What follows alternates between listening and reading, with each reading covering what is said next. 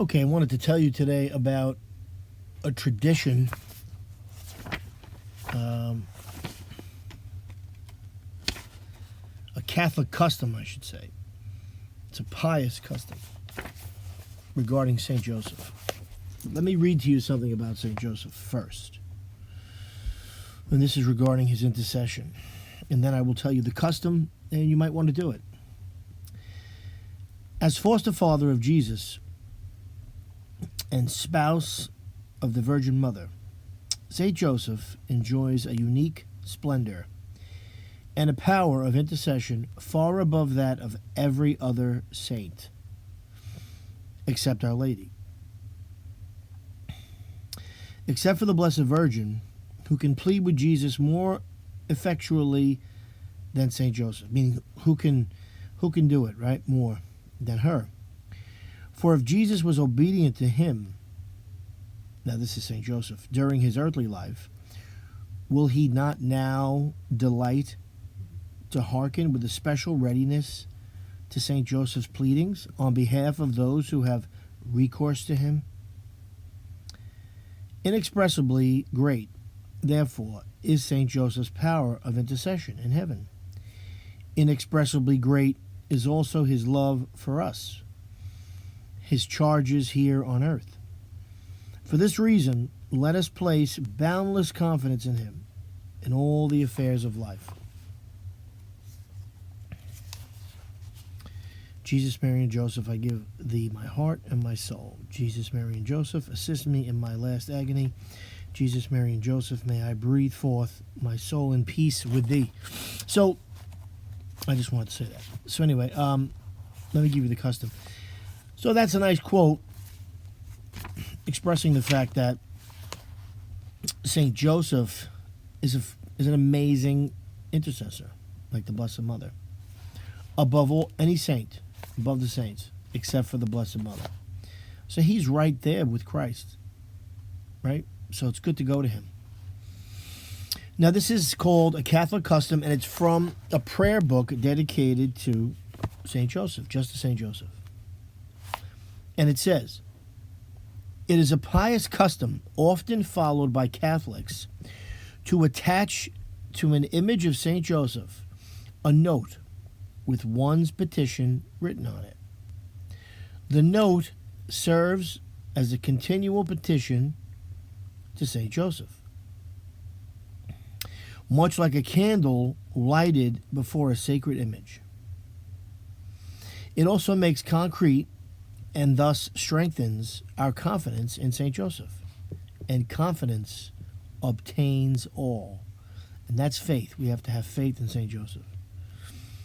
The Little Sisters of the Poor, who care for the elderly poor, have received many favors from St. Joseph after placing in front of his statue a sample of the object they needed or would like for the dear residents of their homes. So something that they wanted, a piece of it or something like it, they would put in front of, in front of a statue, a picture of St. Joseph. A potato, a lump of coal, even a can of beer. So things that they needed, right? If they needed a potato for food and then coal to heat the building they were in, and beer maybe for some of the residents who enjoyed that. In one way or another, these things are obtained. So this is wonderful that they would do that. Put it in front of him as a reminder, right? That they were praying to him for these things. In 1977, a hospitality kitchen and clinic run by a Catholic community in Los Angeles needed $64,000.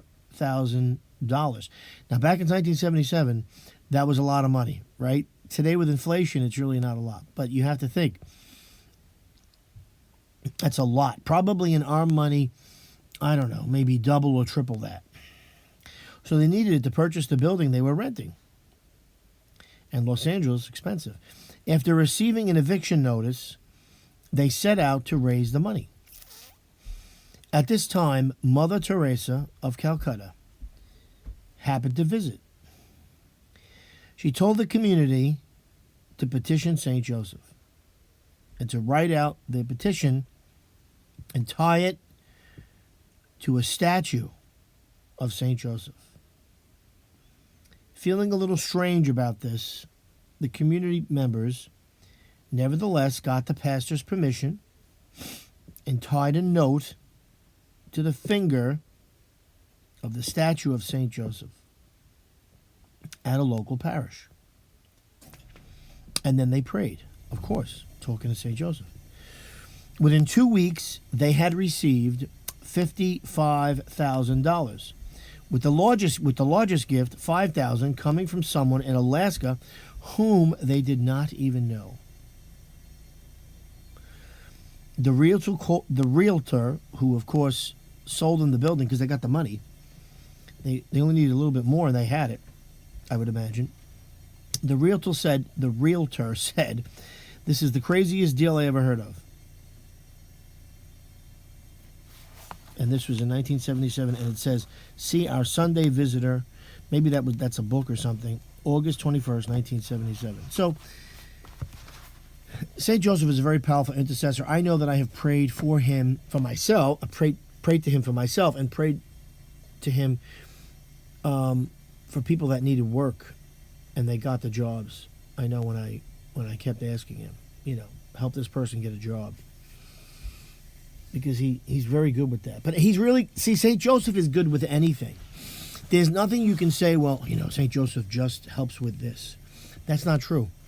It's like the Blessed Mother. She helps with everything, like St. Joseph. And then again, we have saints that are just very good, like, St. Lucy of the Eye, St. Anthony for lost things. And then, St. John Neumann with cancer. There's a lot of specialties they have, right? They seem to help with. For the Orthodox, right, St. Nectarios, another great saint, he's always good with cancer, but anything really. But St. Joseph and the Blessed Mother, anything at all. So don't hesitate, don't fear. So I like that idea, putting what you need in front of him, the picture, and then writing what you need on a piece of paper and tying it to the finger of a statue. Now, you might not have a big statue, but you could put it on a picture maybe of him, right? I have little statues of St. Joseph, and I have a lot of pictures of him, which can be hard to come by, but I'm very blessed. I have quite a few. I even have an icon of him. Anyway, I thought you'd like that. That's a wonderful custom, and you might want to do that. And I'm going to post other prayers to St. Joseph, okay? Have a great day. Bye-bye.